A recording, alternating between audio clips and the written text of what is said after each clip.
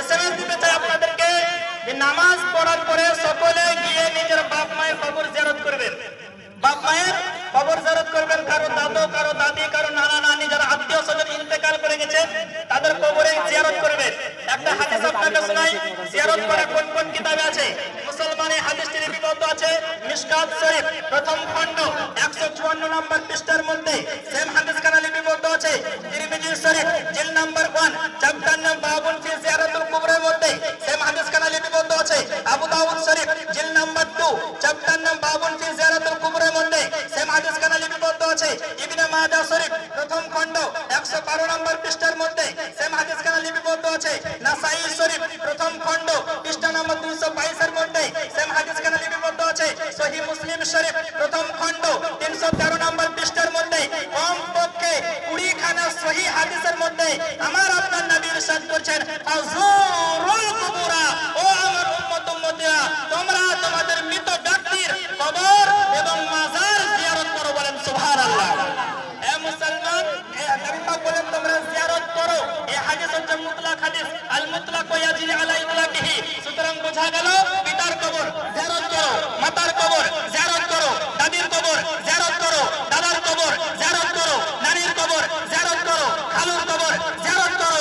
আত্মীয় স্বজন যদি ইন্তেকাল করে যায় তো তার কবর আল্লাহর নবী বলছেন আযুরুল কুবুরা, তোমরা তার কবর জিয়ারত করো, বলেন সুবহানাল্লাহ।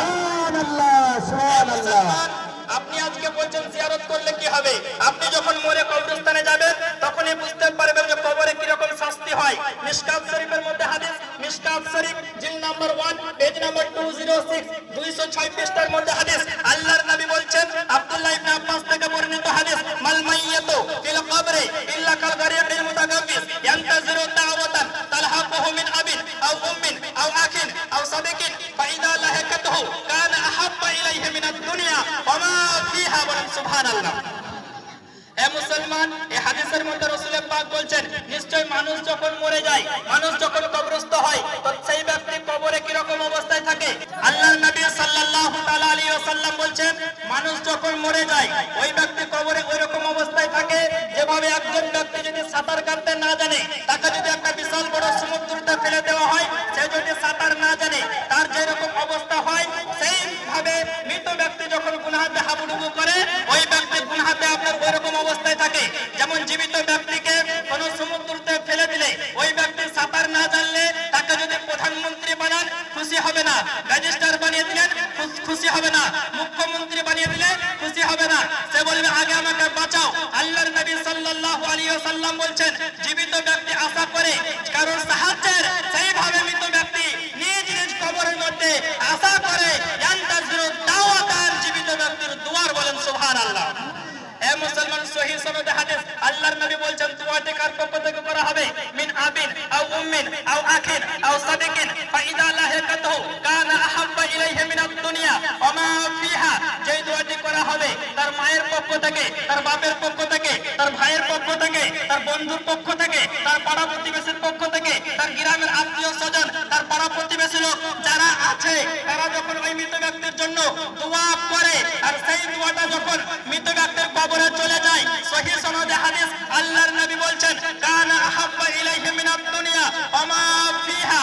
একজন ব্যক্তিকে গোটা বিশ্ব জগতের ধনভাণ্ডারের মালিক বানিয়ে দেওয়ার পরে, একজন ব্যক্তিকে পুরো পৃথিবীর চাবিকাঠি তার হাতে দেওয়ার পরে ওই ব্যক্তি যতটা খুশি হয় না তার চাইতে বেশি খুশি জীবিত ব্যক্তির দোয়া পেয়ে মৃত ব্যক্তি হয়, বলেন সুবহানাল্লাহ।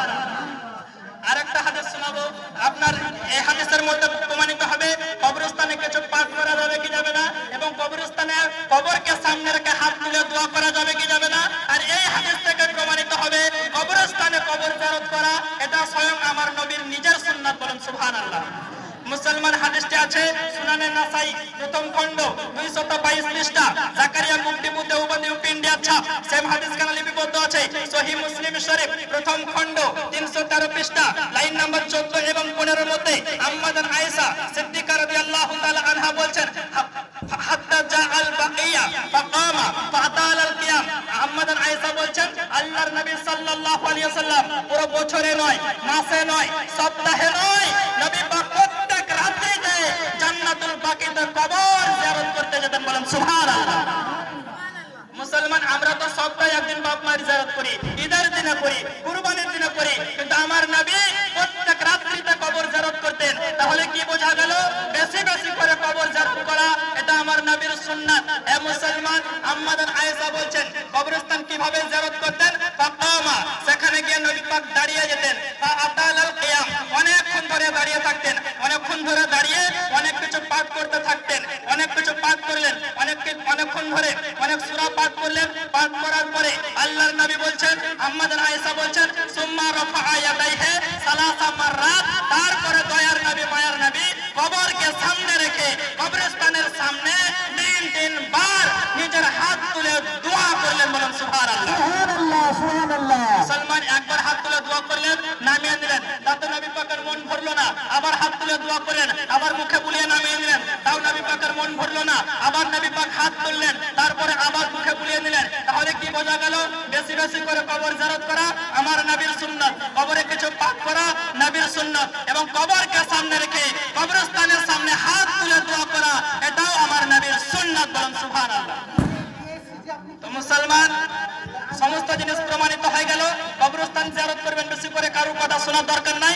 বাপ মা ইন্তেকাল করলে কবর জিয়ারত করবেন।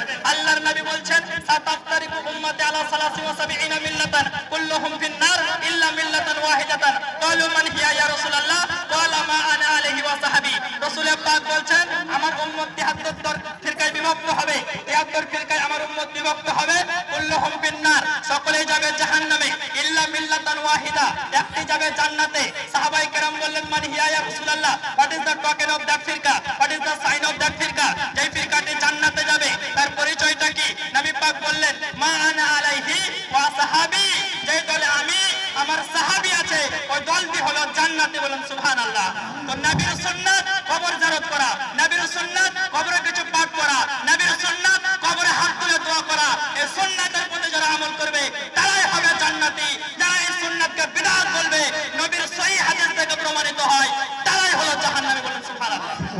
মুসলমান, এখান থেকে বলে বক্তব্য দিতে করলাম, ওমা আলাইনা ইল্লাল বালাগ। আমার আলা হযরত বলছেন, জমিন ও জামা तुम्हारे लिए, मकीन और मका तुम्हारे लिए, चुनी और चुना तुम्हारे लिए, दहन में जुबा तुम्हारे लिए, बदन में हिजाब तुम्हारे लिए। हम आए यहाँ तुम्हारे लिए, उठे भी वहाँ तुम्हारे लिए, तुम्हारी चमक, तुम्हारी महक, तुम्हारी दमक, जमीन और फलक, सिमा को सलक तुम्हारे लिए। अस्सलामु अलैकुम व रहमतुल्लाहि व बरकातहू। बहुत खूब, बहुत खूब, सुभान अल्लाह।